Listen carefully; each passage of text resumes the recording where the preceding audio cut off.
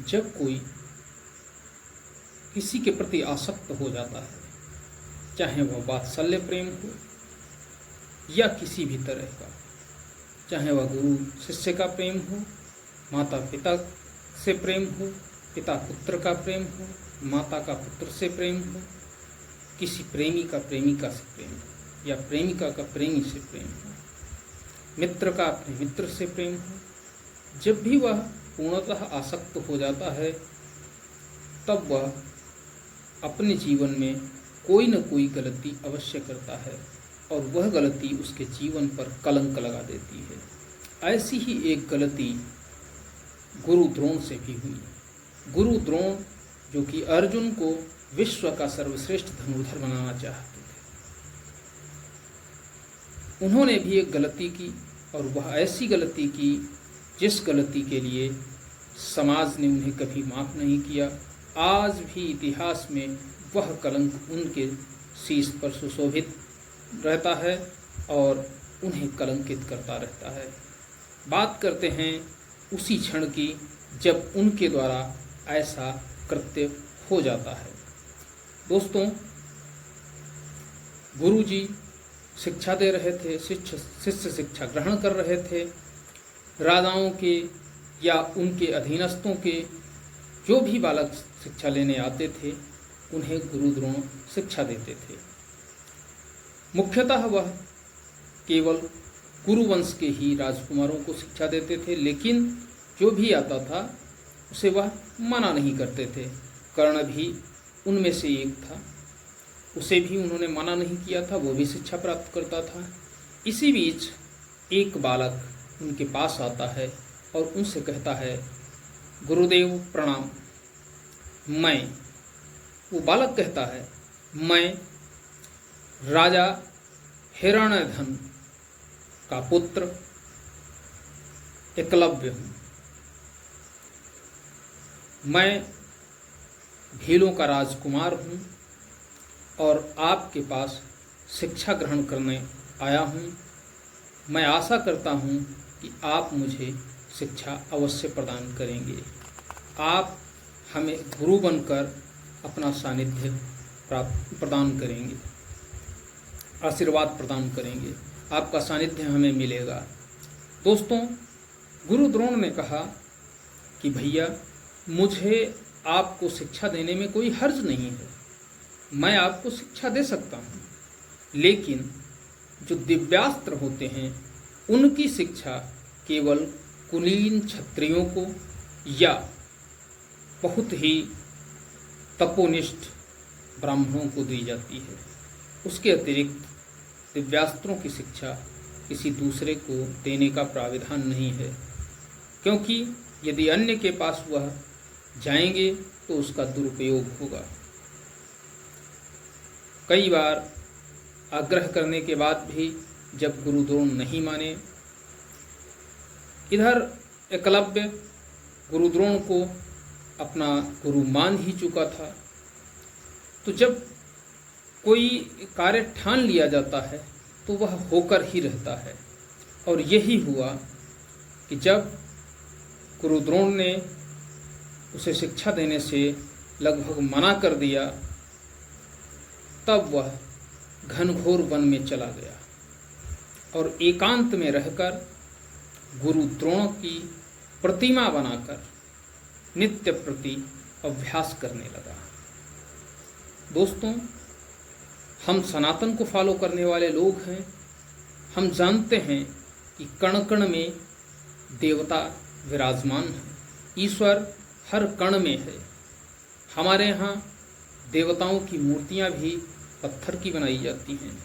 हमारे यहाँ शिवलिंग की पूजा करते हैं और उसमें स्वयं महादेव विराजमान होते हैं।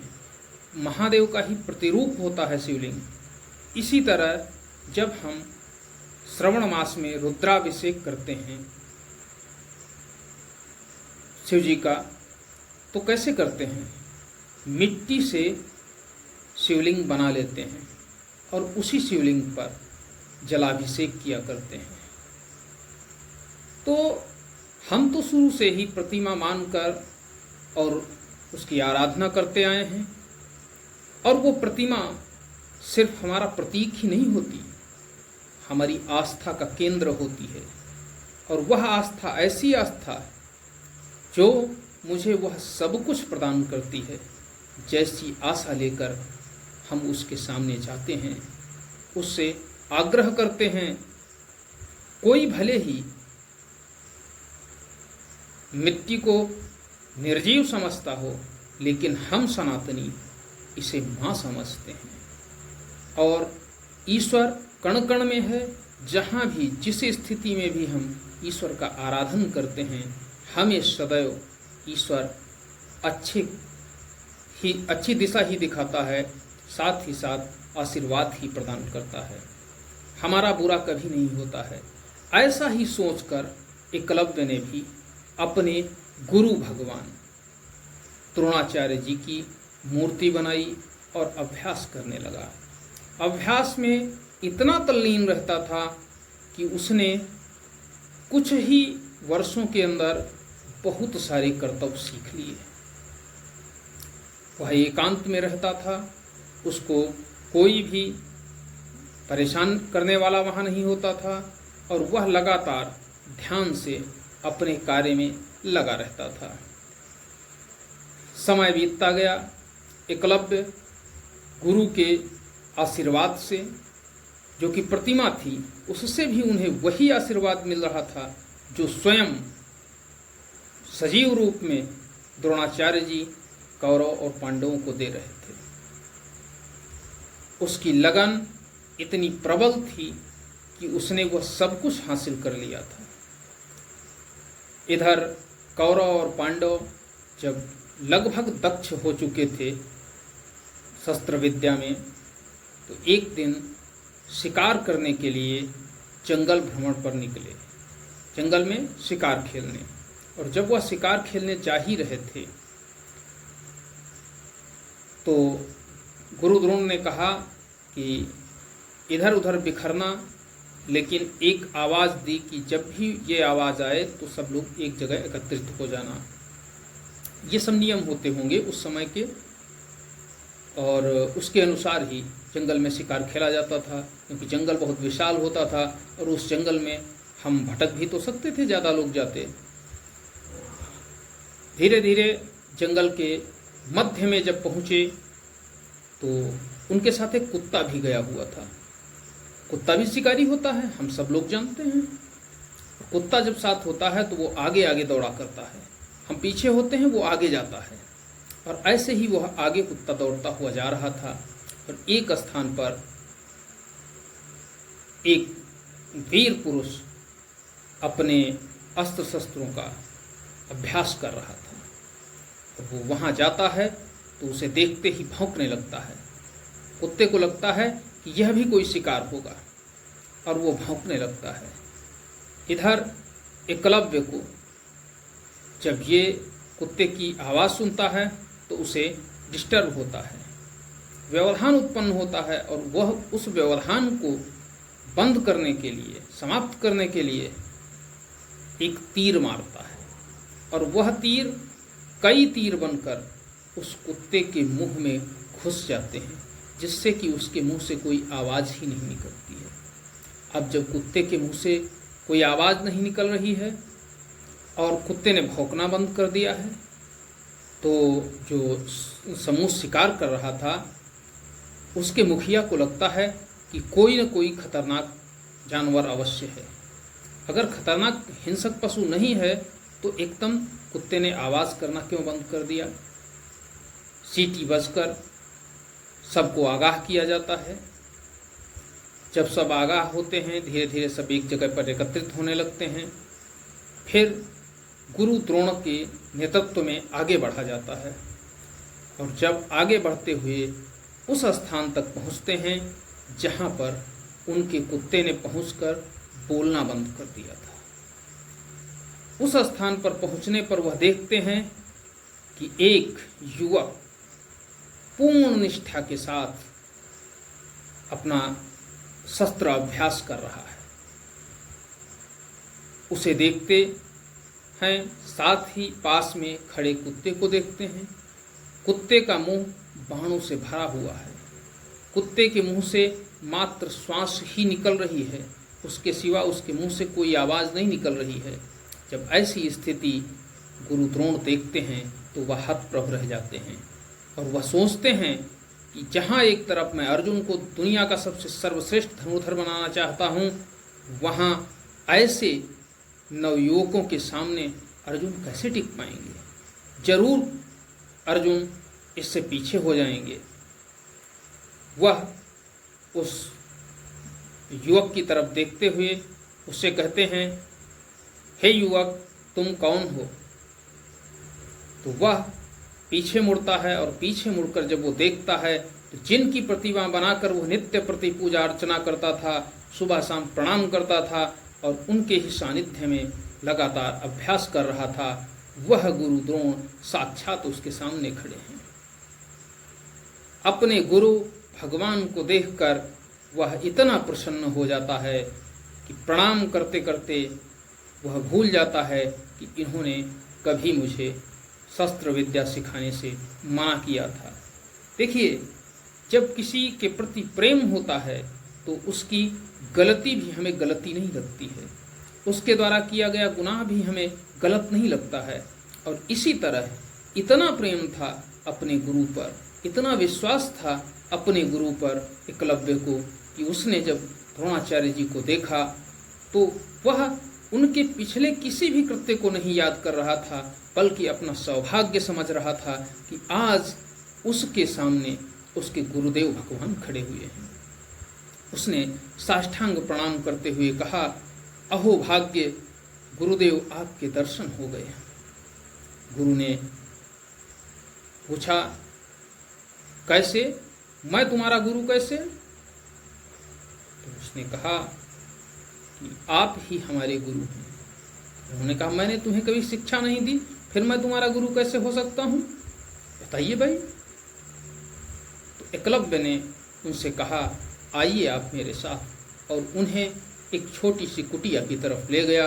और उस कुटिया की तरफ जाते हुए गुरु द्रोण ये महसूस कर रहे थे कि ये जो बालक है इसके अंदर वास्तव में गुरु भक्ति कूट कूट कर भरी हुई है और इसीलिए यह इतना कुशल धनुर्धर बना है। और कुटिया में लेकर जब गया तो कुटिया में एक मिट्टी की मूर्ति बनी हुई थी और वह मूर्ति देखकर हतप्रभ रह गए द्रोणाचार्य, क्योंकि वह मूर्ति किसी और की नहीं बल्कि स्वयं गुरु द्रोण की थी। गुरु द्रोण के सामने हाथ जोड़कर एकलव्य ने कहा कि गुरुदेव, आपके सानिध्य में ही मैंने ये सब कुछ सीखा है, और जब मैं अभ्यास कर रहा था तो यह कुत्ता व्यवधान उत्पन्न कर रहा था और उस व्यवधान को समाप्त करने के लिए मैंने इसका मुंह तीरों से भर दिया था, लेकिन मैं इसके मुंह से ये सारे तीर निकाल दूंगा, लेकिन इसके मुंह में कोई घाव नहीं हुआ है, इसको कोई कष्ट नहीं पहुंचा है, कोई पीड़ा नहीं हुई है। और वह एक एक करके सारे तीर बाहर निकाल देता है। कुत्ता ज्यों का त्यों मिलता है, उसके मुंह के अंदर एक भी खरोच तक नहीं आती है।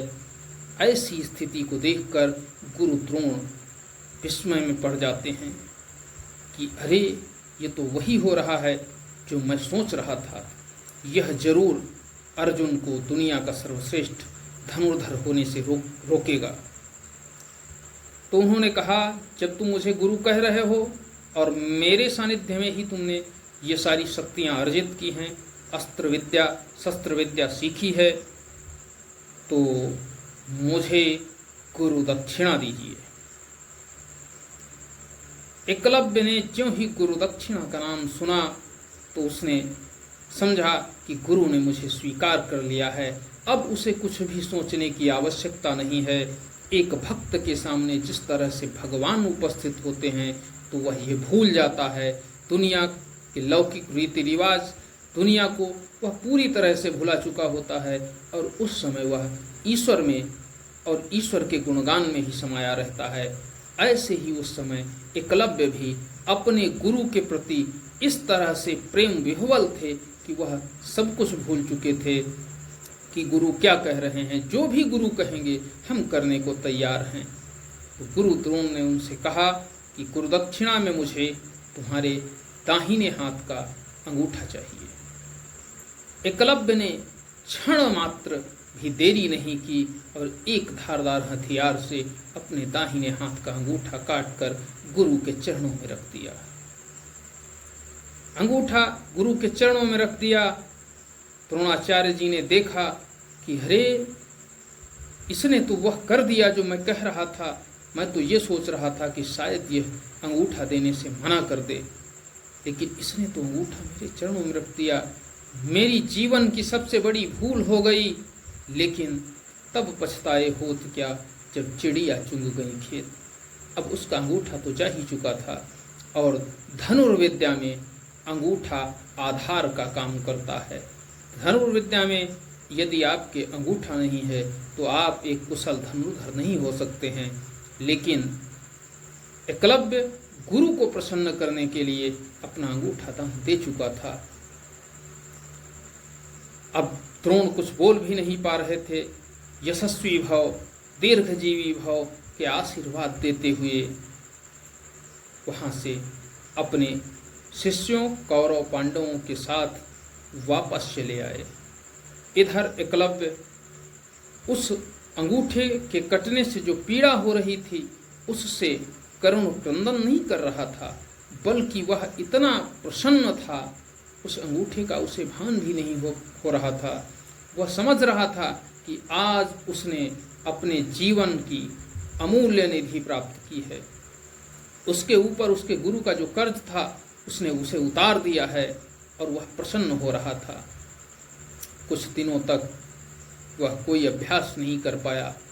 अब चूंकि अंगूठा दाहिने हाथ का अंगूठा न होने की वजह से अब उसे प्रत्यंचा खींचने में भी दिक्कत हो रही थी, लेकिन फिर भी वो साहसी पुरुष था और साहसी पुरुष होने के कारण उसने उंगलियों से ही प्रत्यंचा खींचनी प्रारंभ की और उंगलियों से खींचकर भी वह एक महान धनुर्धर बना और बाद में उसने मगध नरेश के सेनापति जो पद था उसको सुशोभित किया।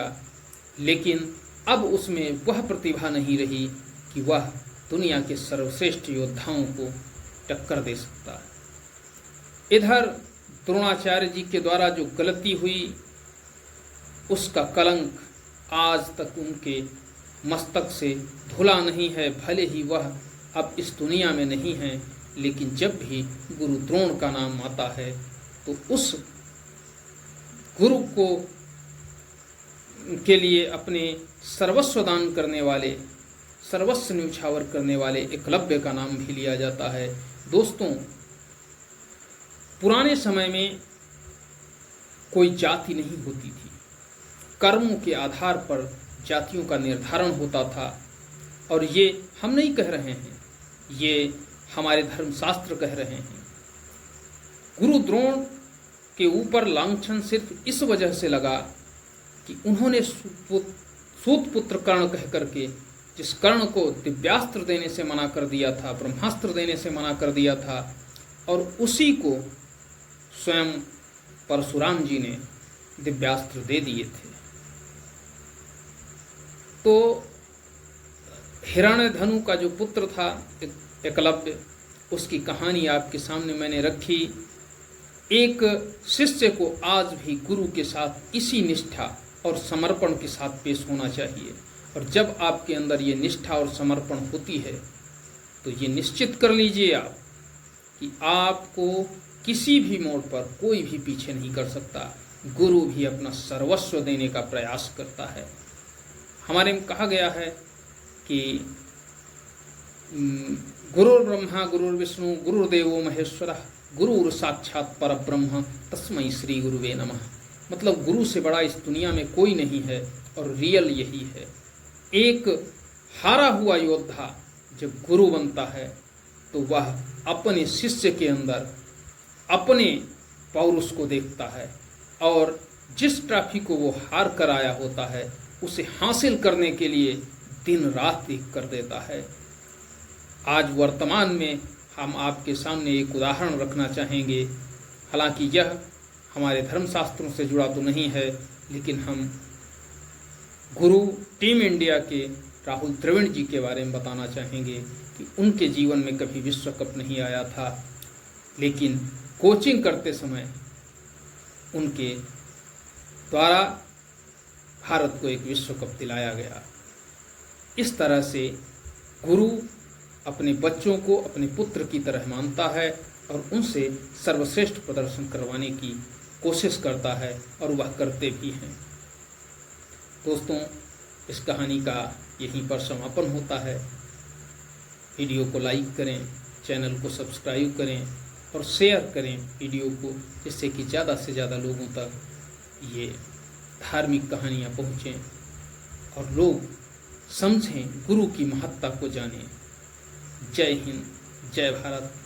धन्यवाद मित्रों।